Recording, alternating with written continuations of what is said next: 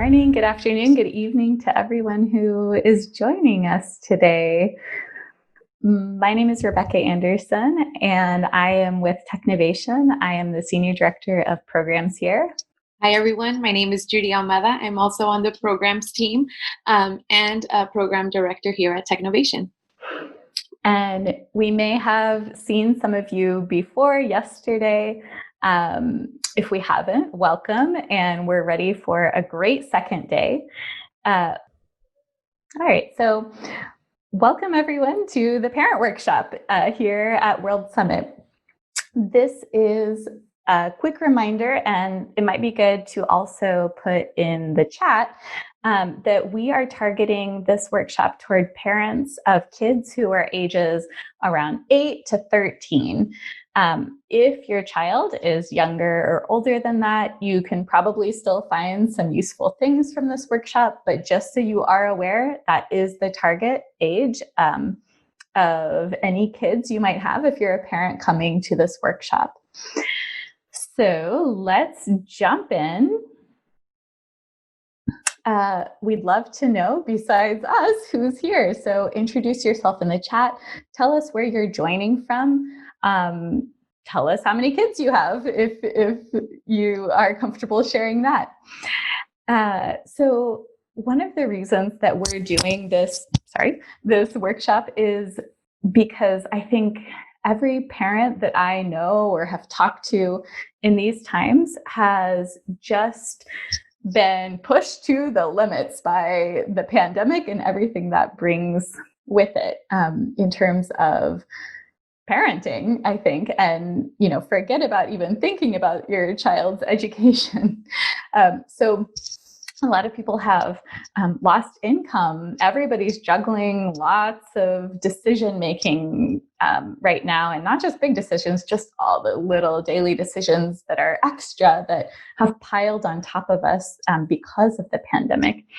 So we hope that in this parent workshop, we can share some cool tools that are hopefully helpful to you to really help your child as you think about education, even during these crazy times, that will help them be even more prepared for the future. All right, so right now in lots of areas of the world, it's back to school time, and schools are getting ready to go back, except many schools are going back online. Some of them are going back part-time, and even schools that are going back in person are often having to pause and send kids home and then resume a little bit later.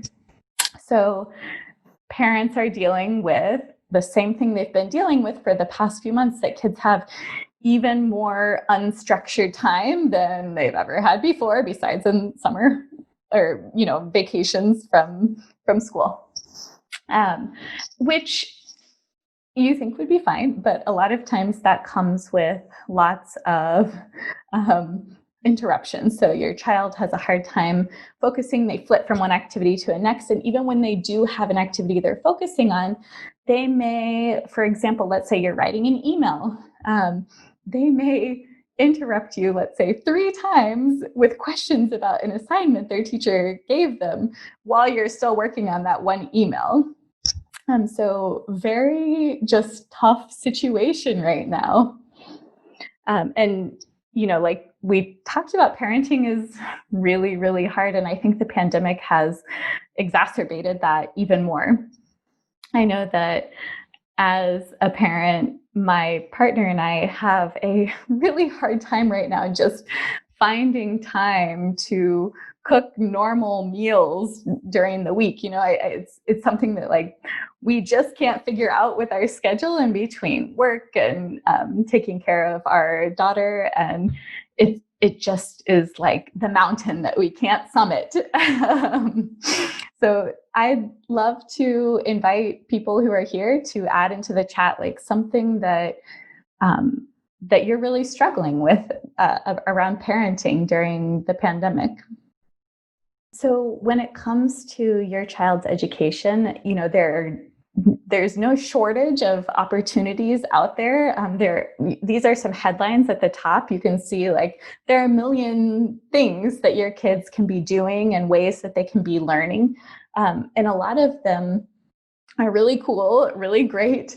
And most importantly, they can fill time, well, from your perspective. So that's great.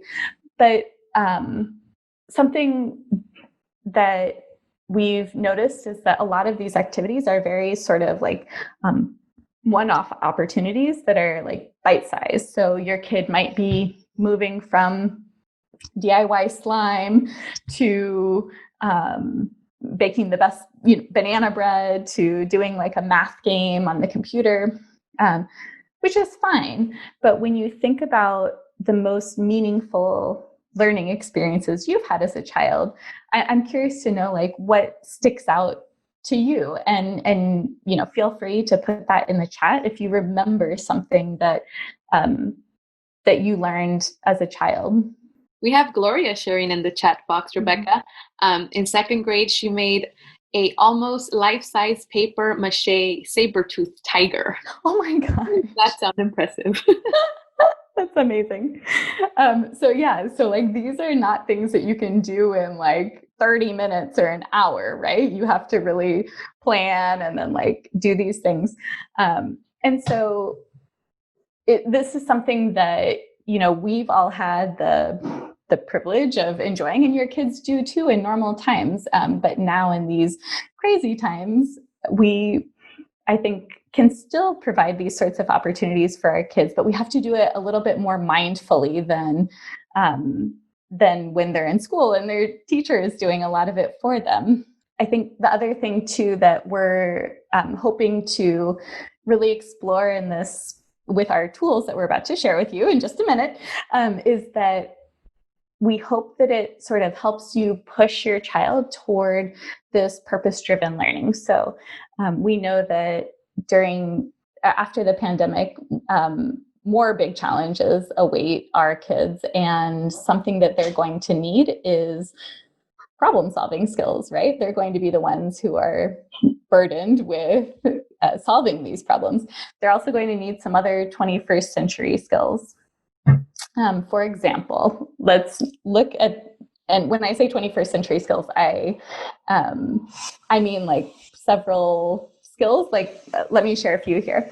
So let's say your child is learning a magic trick. They might pick up some persistence, some performance. Great. This is like something that they can achieve within a few days, maybe.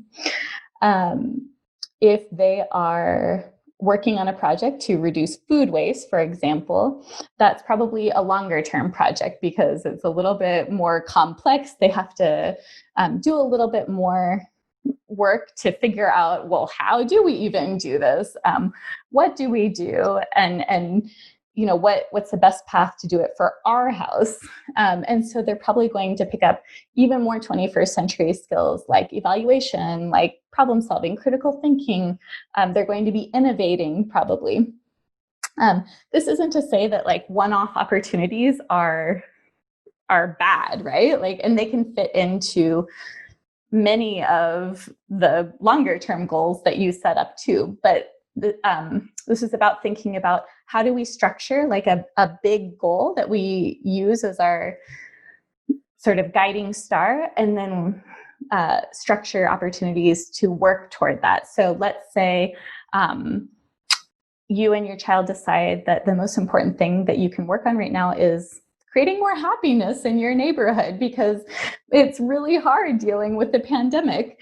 Then learning magic tricks might be one of the things that your child does to prepare for that. Maybe that's one of the vehicles that they're going to do, like perform magic tricks in the street outside an apartment building.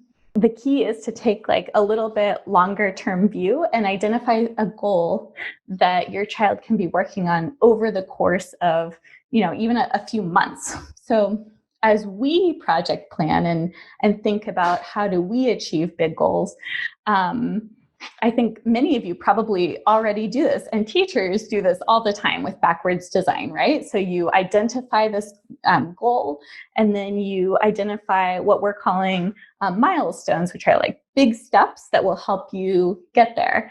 And then you sort of work on the nitty gritty, right? So we have, in the tools that we're going to share with you now, right now, we have sort of adapted some teacher tools so that they are a little bit more parent friendly and will help you and your child work together to identify those goals and then work backwards. Before we get started, I'd love for you to add in the chat, like, you already help your children work toward big goals all the time. What's one way that you help your child do that? Gloria is sharing, making sure that they have the right tools they need. And then Saba is sharing, learning to code. So learning coding. Oh, cool. Yeah, awesome. We can also use these in our tools as well. I think the first tool that we're going to share with you is to really help you and your child land together on this first big goal that you want to focus on over, like I said, the course of like a few months. And the most important part of this tool is really being able to come away with a meaningful and interesting and important goal that your kid will actually be invested in, so that, you know, they can keep on learning and do it independently. And I think that also this first tool might be the hardest because it does involve brainstorming, which can be very challenging when you're doing this, especially with a family member who you might be butting heads with.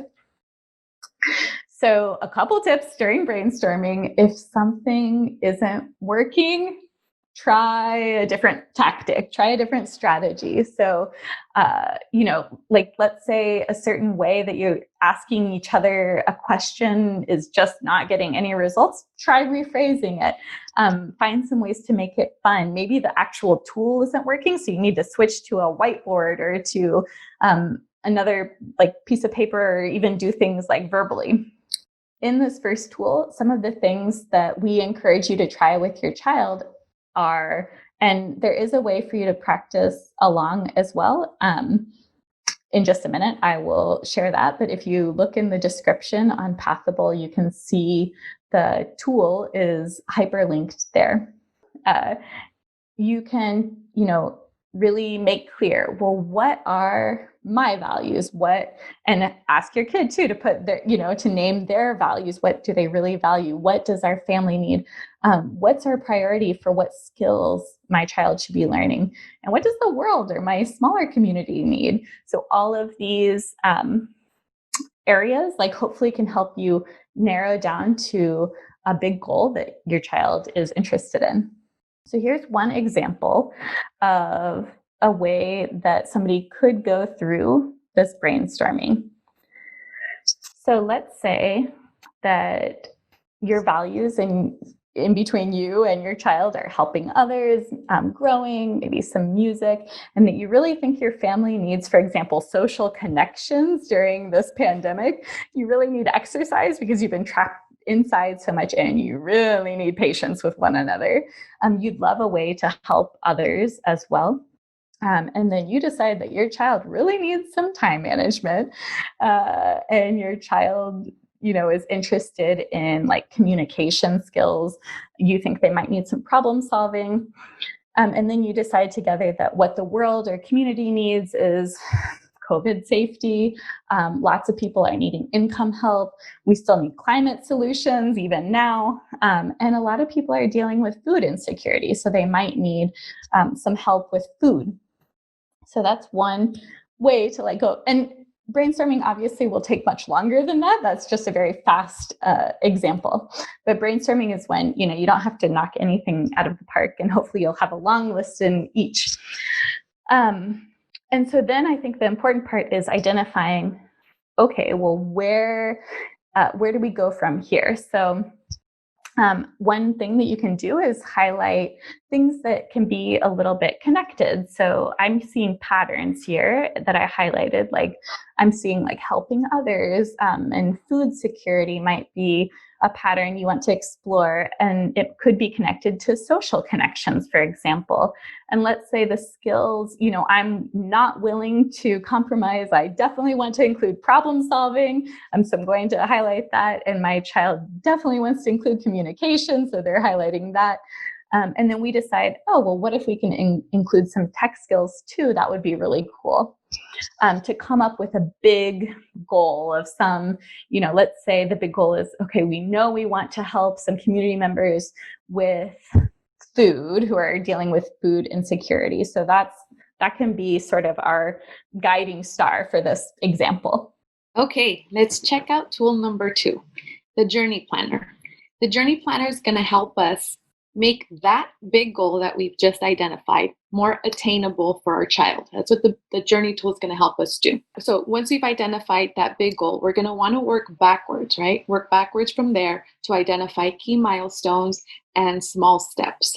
This process is going to make it much easier for your child to reflect on their progress. Also visualize the progress that's going to need to happen in order for them to achieve their big goal. And additionally, it's going to make you feel much more confident because your child is going to be building critical skills throughout this process. So in turn, you get to reduce your stress. And remember, stress is a signal that our body sends us to alert us that something needs to get done. And it's usually not a good feeling. It's usually with a high sense of urgency, and we tend to tense up and we feel it, right? Very uncomfortable. So building an actionable plan for your child that will help them develop these critical skills is going to be really helpful in helping you as a parent to channel your stress in a more positive way. So let's take a look at this journey planner. So here's how I've laid it out. And we want to start with our big goal because remember, we're working backwards from our big goal to identify some milestones and some small steps. So our big goal here would be, for example, to create a community garden to help our neighbors have more access to food. Okay, so thinking backwards from there, what would be a good milestone that directly supports that big goal? One of those could be, for example, find the type of garden that we want to incorporate into our community, right? Okay, so that's a good a milestone. So let's work backwards from that milestone a little bit further and start thinking about the small tasks or small steps that need to be taken by our child to be able to achieve and realize this milestone, which leads up to our bigger goal. So there's 2 things that I want to note here. One, if you are looking to free up some of your time and further reduce your stress, or also reduce some of your child's constant interruptions, you're going to want to make sure that these small steps are 1, actionable, and 2, they're age appropriate. So as you're working through these small steps with your child, you're going to want to make sure that these are things that maybe your child can accomplish on their own or with not much of your help. Again, we're trying to get our children in the process of thinking through these small steps that lead up to their milestones and ultimately lead up to their big goal.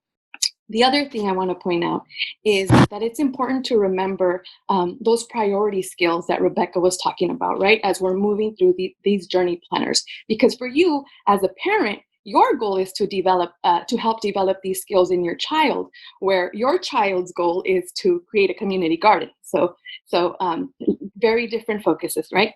But still very much related. So keep in mind these priority skills as we're planning through with your child their goal. So let's take a look at this example. I've added additional milestones and small steps to our big goal. In red at the top, you'll be able to see a couple of skills that the child is learning while they're building up to achieving these milestones that, again, ultimately lead up to that big goal. So let's look at milestone number 3, small step 1. So that one would be research common or community organizations that would help house your garden. So where is your garden going to be hosted, right? So maybe that's going to be reaching out to maybe some local community partners to see if they would want to collaborate with you. So looking at that small step, what are some priority skills that your child is developing just with that one step? If you guys are identifying other skills that I haven't listed on here, please share them in the box.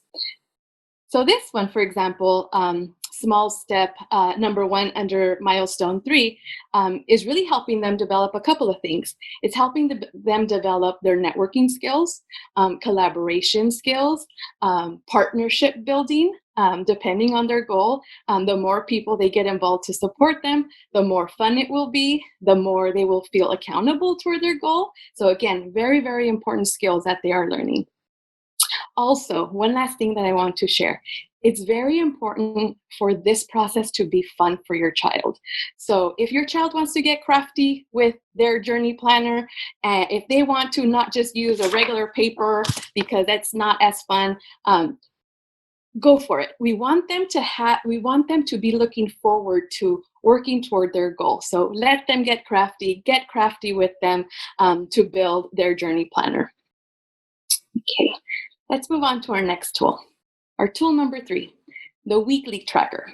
So the weekly tracker is really going to help our child stay on top of their key milestones by reminding them daily what they need to be working on. So this weekly planner will be very helpful.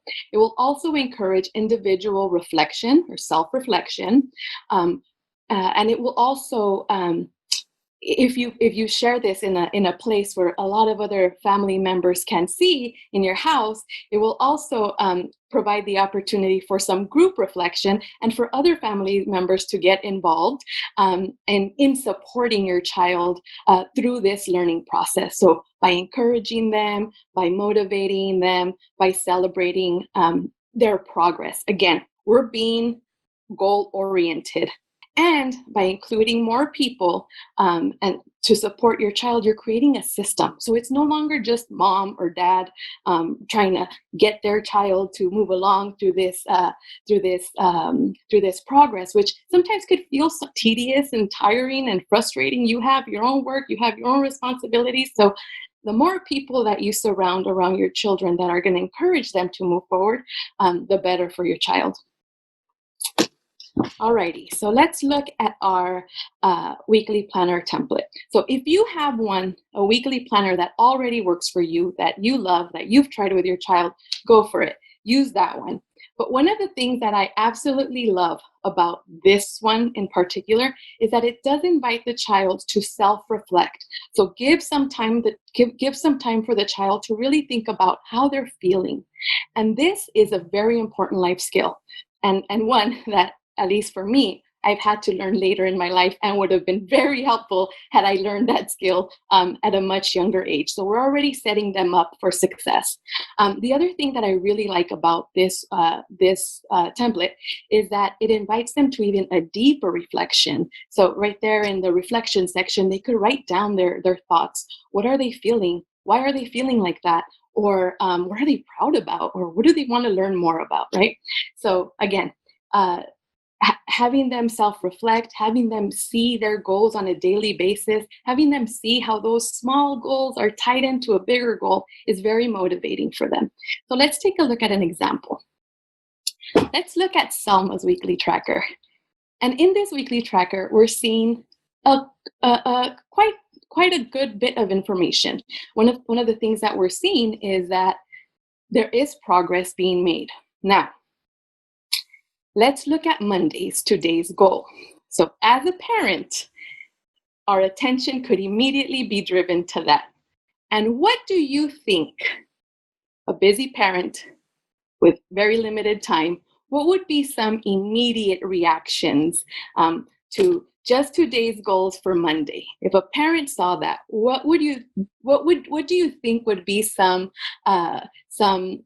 immediate reactions from a parent? A couple of things that I thought about were maybe frustration, depending on how the day is going for the parent. Maybe being angry because what happened? Why didn't they meet this second goal? Now, you're also going through your own thing, and you're also going through your own task responsibilities, going about your own day. So it's very important here to, one, remember that we're being goal-oriented. We're not being task-oriented. So as long as there's progress being made, that's really good. So again, bringing back to mind the priority skills that we've detailed will really help us to keep a clear mind and be a better supporter for our child. Additionally, this could actually gives us a lot of opportunities to have more meaningful engagement with our child. So, for example, instead of being upset that they didn't complete these 2 tasks, I could actually celebrate by reading that reflection and what my child wrote. And in that I could better understand, wow, something must have been happening that Monday, because although she didn't complete those 2 goals, she really pushed herself. And something that the child might not even know that they're practicing, that we understand, is perseverance, pushing themselves to continue toward their goal, even if it's not 100%. Again, constant progress is key. A couple of things that I want to note also from Salma's weekly tracker is, one, we want, again, remember what are our priority skills as a parent. Okay, again, we're wanting to be goal oriented and not task oriented. The other thing is for us to make note is that the time it will take our child to achieve their big goal really depends on the complexity of the goal and our child's capacity. So as you're building these goals with your child, you're going to want to keep that in mind.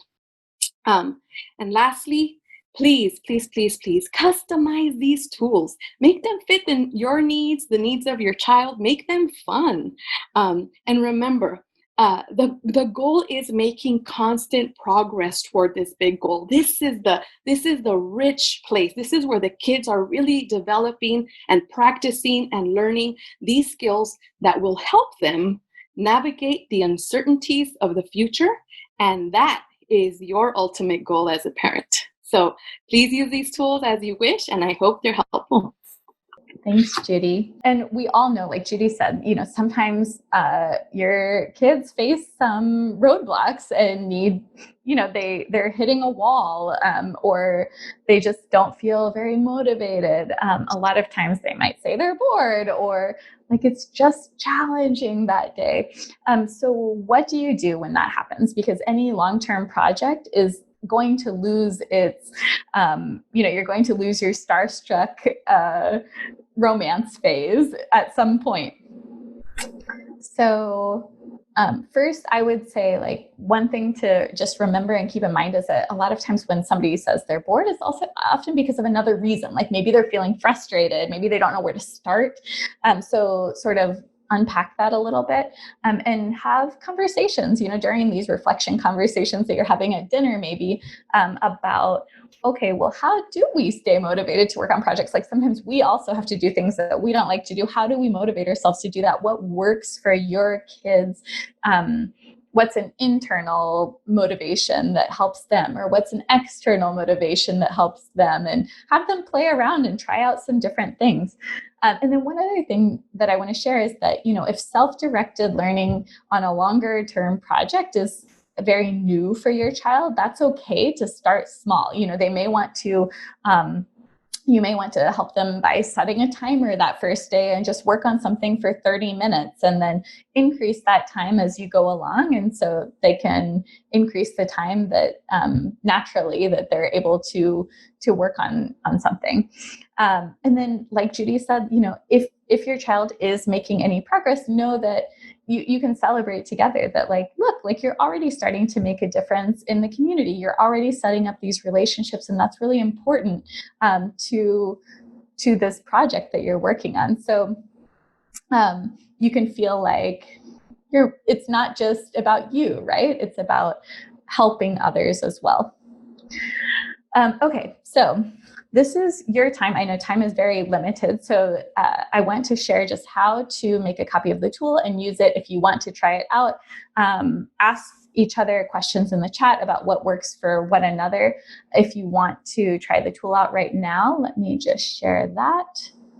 You'll see the tools, and you can go to File and make a copy, entire presentation, or you can download as a PowerPoint, for example, however you want to do that. And then you can edit it on your own. So if you make a copy of the entire presentation, you'll save it in your own drive and then be editing that on only for yourself, not for the whole group.